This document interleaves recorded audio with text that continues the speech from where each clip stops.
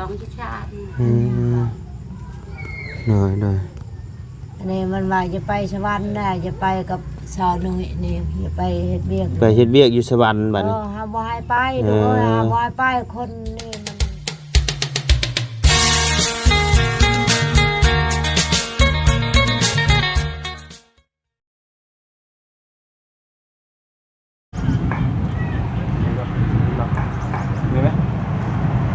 กับสบายดีและสวัสดีเด้อพ่อแม่พี่น้อง FC เบิร์ดสุขุสู่คนมาว่าอยู่ในและต่างประเทศกะยินดีต้อนรับเข้าสู่ช่องหมอไลคือเก่าพี่น้องพบเจอกันช่วงค่อยคำลงแรงเนาะพี่น้องเอ้ยอยู่ที่บ้านเฮือนของน้องน้ำเพิ่นเนาะพี่น้องเอ้ยโอ้มื้อนี้ก็ลงคลิปซ่าเด้อพี่น้องเด้อขอโทษขออภัยนำพ่อแม่พี่น้อง FC เบิดสุขุสุคนเนาะที่เพิ่นรอรับชมอยู่เนาะกะพอดีมื้อนี้ทั้งบ่อไลเอาบุญวันป่าเบาตูนลุงหนวดเนาะได้พากันบุกไปหมู่บ้านใหม่พี่น้องเอ้ยเส้นทางใหม่เนาะกะบุกไปเบิ่งเขตใหม่พี่น้องเอ้ยแต่กับมันทางเข้าไปโอ้เดึกหลายพี่น้องเอ้ยกับบ่ได้ลงคลิปเนาะลงคลิปซ่าเด้อพี่น้องเด้อ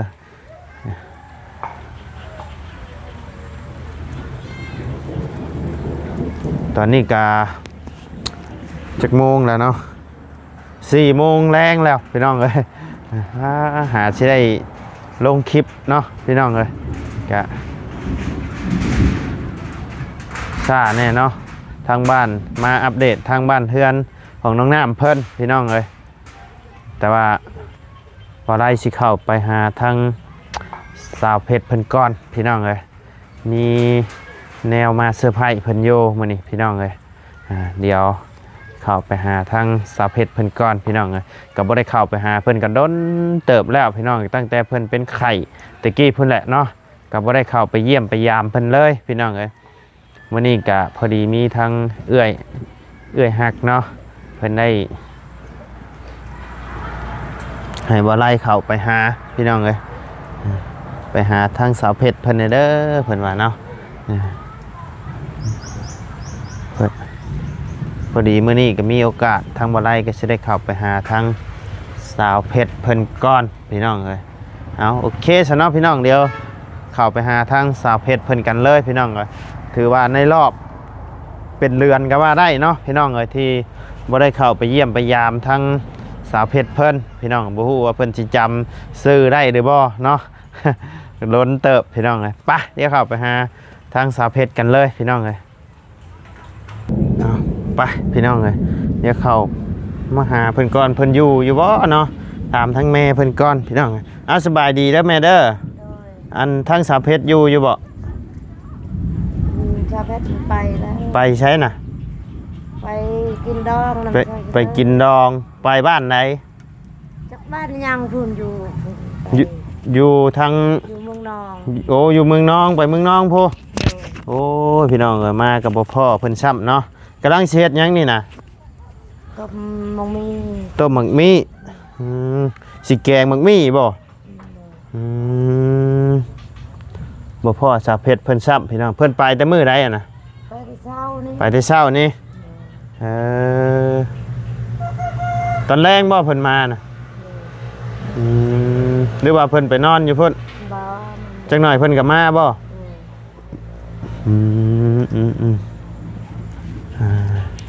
บ่พ่อสาวเพชรเพิ่นซับพี่น้องไงเข้ามาหาเพิ่นตั้งแต่ตอนที่เพิ่นเป็นไข้พุ่นแหละแล้วก็บ่ได้เข้ามาหาเพิ่นเลยพี่น้องเอ้ยเงินชานเพิ่นก็ขาดเบิดได้พี่น้องเอ้ยขาวัดนี่เถอะฝนตกมานี่ก็เปื่อยไปได้นี่เนาะผูกขาดว่าได้พี่น้องไงดินนี่เป็นดินของเจ้าเองบ่แม่ดินเฮาดินเจ้าเองเบิดนั่นนี่เนาะ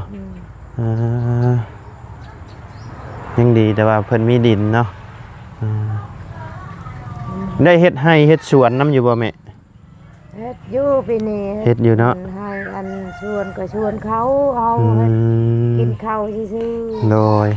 เฮ็ดข้าวเฮ็ดแต่ละปีนะได้จักสอบแม่ ๆแล้วก็ได้บางเทื่อก็คนงามเจอ อืม หาชอบที่ชอบ หาสอบสี่สอบคันงามนะได้กวางหรือบ่ โดยทางน้องๆเพิ่นแลนปุ๊บเลยพี่น้องเลยบ่กล้าเข้ากล้องเนาะอยากอายเพิ่นนะว่าสิถามเพิ่นว่าสาวเพชรไปไสบ่แลนปุ๊บเลยแกงหมักมี่ว่าแกงหน่อไม้บ่สิโอ้ตำหมกม่วงสิกินชมหมกม่วงโอ้ยกินเบิดเด้อชมหมกม่วงไงเด้อตำหมกม่วงก็แลนปุ๊บเลยพี่น้องเลยนี่ นอนญาตินั่นน่ะพาเรื่อง ย่านพาเดือมก็เลยนอน มาแต่ให้บ่ใช้เปิดเบิ่งดูนี่น่ะแกงในใดอันนี้นะ แกงยังก็ต้มซื่อ ต้มซื่อๆต้มแล้วเฮ็ดในใดซุปกินบ่เนียนกินบ่หรือว่ากินอันนี้เด้อ สุกอันนั้นกิน กินจ้ำแจ่วบ่ โดย โดย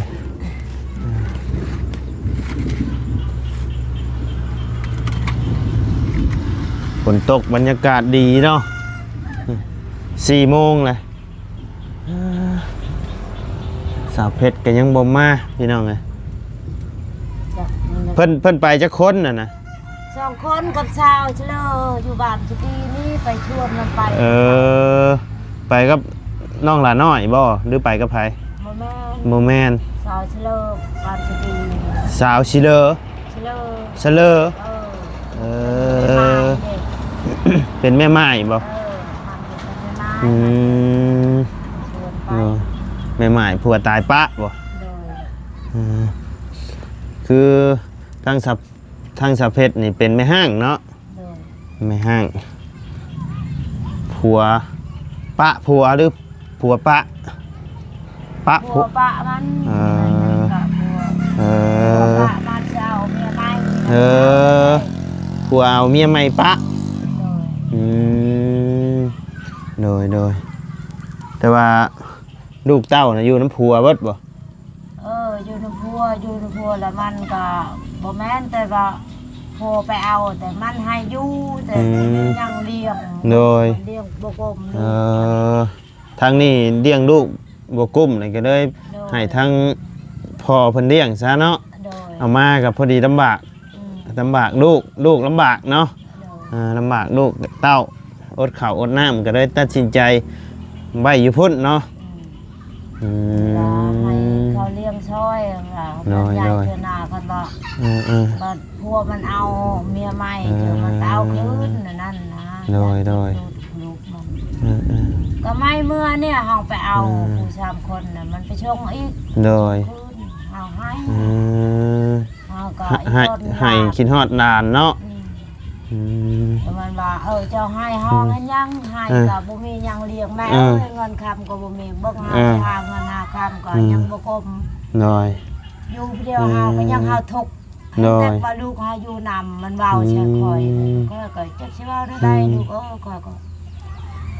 ก็ให้ โดย คิดฮอดหลานนี่ฮอด ให้คิดฮอดนานเนาะมีเพิ่นมีลูกจักคนนะ 3 คนอยู่พุ่นเบิดเลยสมมุติว่าเฮามีเพื่อนมีซานมีแบบพออยู่พอกินแหละเฮาไปเอาเพิ่นมาอยู่นำก็ได้บ่ ได้เนาะ โดย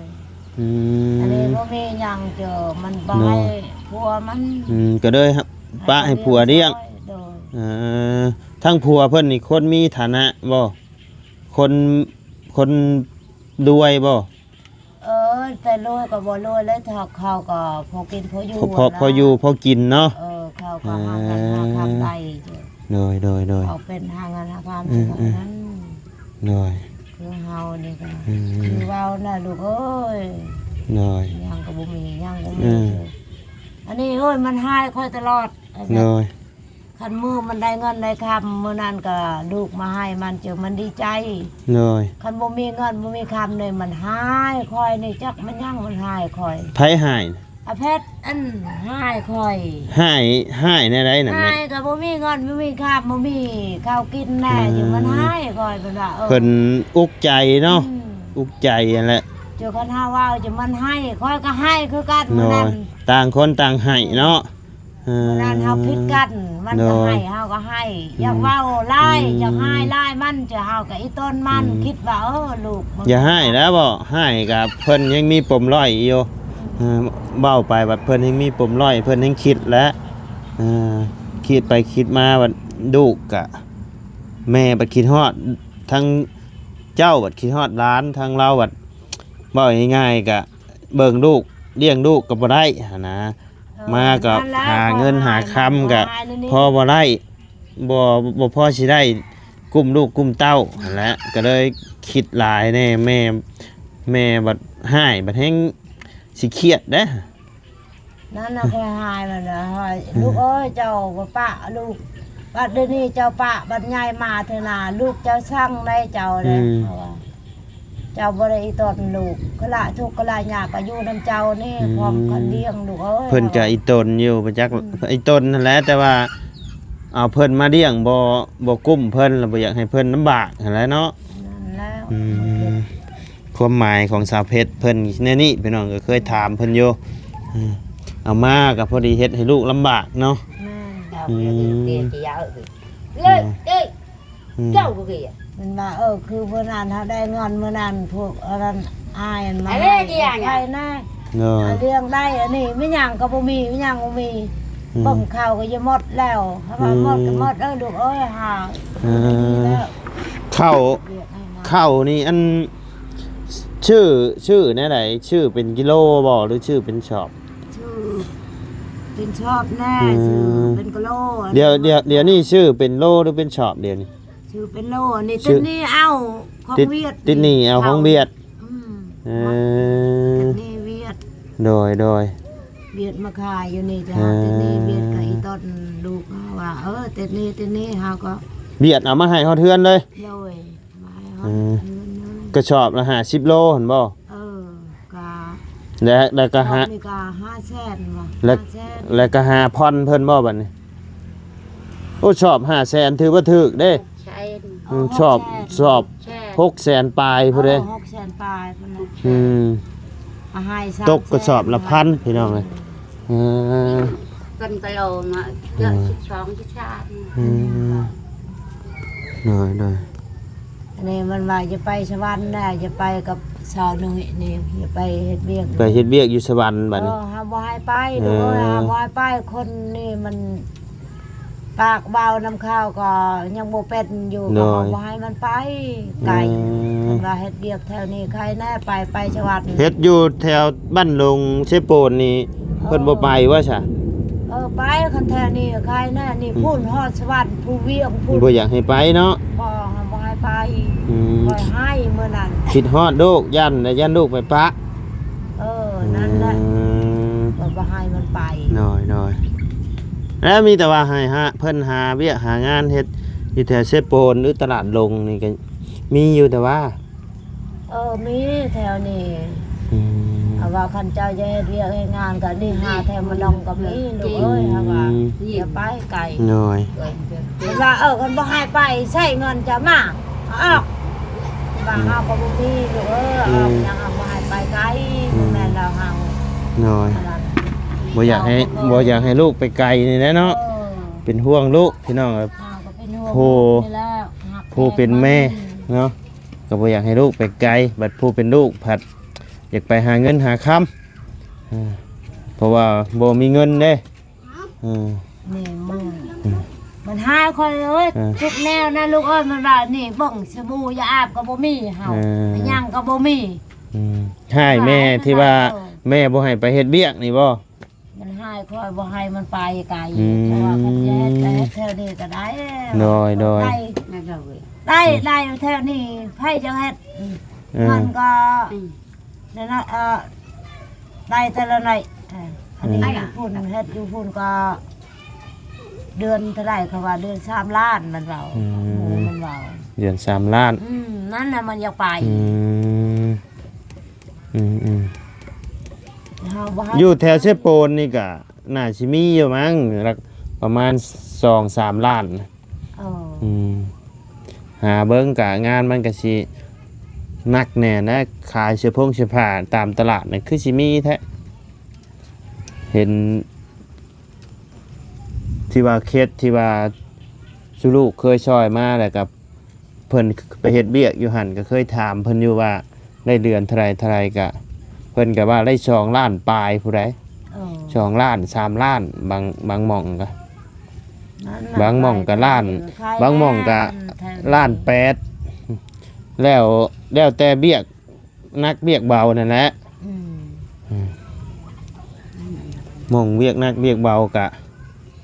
หม่องเบี้ยนักกะแพงแหน่เบี้ยเบากะตามเบี้ยตามงานเฮาหั่นแหละอืม เบิ่งมื้อนั้นก็มันหายน้องมันแน่อุกทึกอยู่ โดย โอ้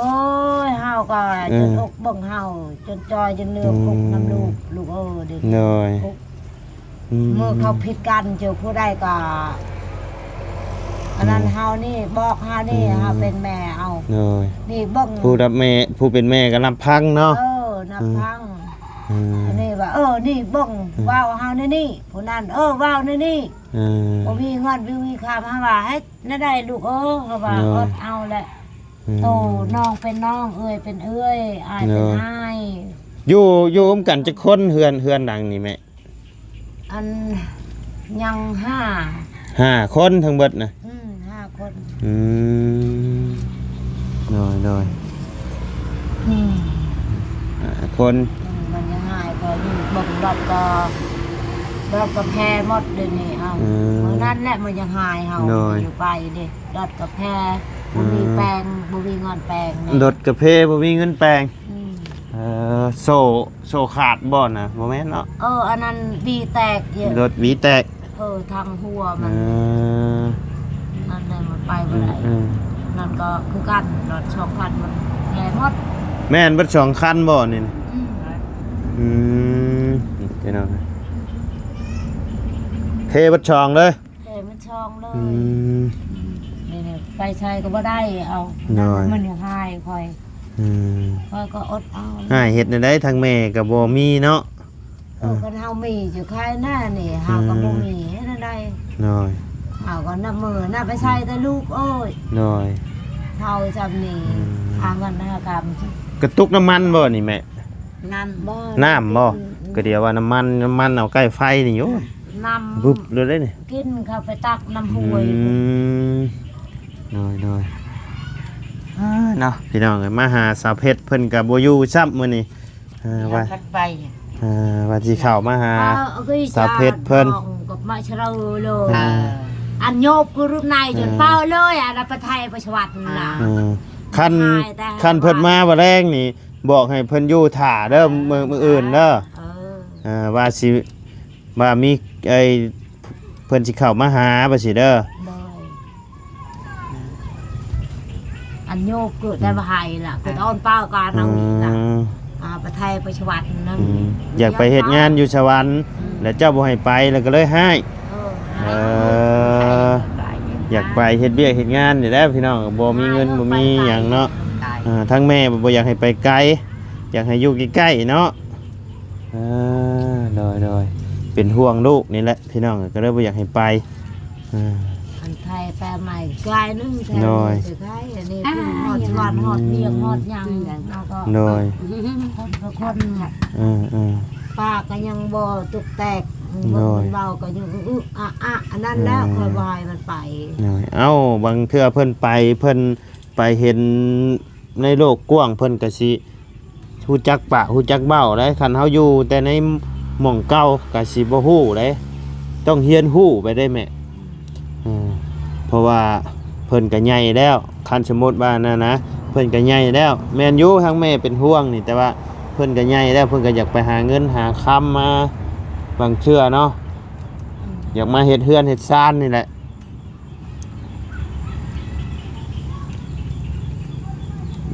เพิ่นก็บ่อยากให้มันเป็นสภาพนี่แหละละมั้งก็เลยเครียดให้แม่บ่ทั้งแม่บ่อยากให้ไปบัดนี้เนาะ ไปแล้ว น้อย กันมันเคยมันไป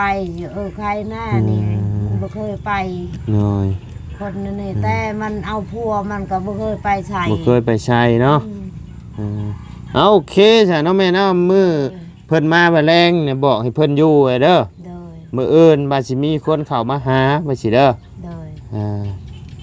เดี๋ยวสิมีผู้เข้ามาหามื้ออื่นบ่สิบอกให้เพิ่นท่าหน่อยเด้อเอาโอเคจ้ะกลับป้านเด้อบัดนี้เด้อสบายดีเด้อแม่เด้อหน่อย ได้เมียไทย เอาเนาะพี่น้องเอ้ยมากะบ่พบบ่พ่อทั้งสาวเพชรเพิ่นซ้ำเนาะมีแต่ว่ามื้อทางมื้ออื่นทางบ่ไลสั่งสิเข้ามาใหม่พี่น้องเอ้ยเข้ามาหาทางเพิ่นใหม่พี่น้องเอ้ยมาบอกทางแม่เพิ่นใหม่แล้วเนาะบอกว่ามื้ออื่นถ่าในเด้อเนาะมากับพ่อเพิ่นซ้ำมื้อนี้พี่น้องเอ้ยเอาโอเคซะเนาะพี่น้องสำหรับคลิปนี้กะ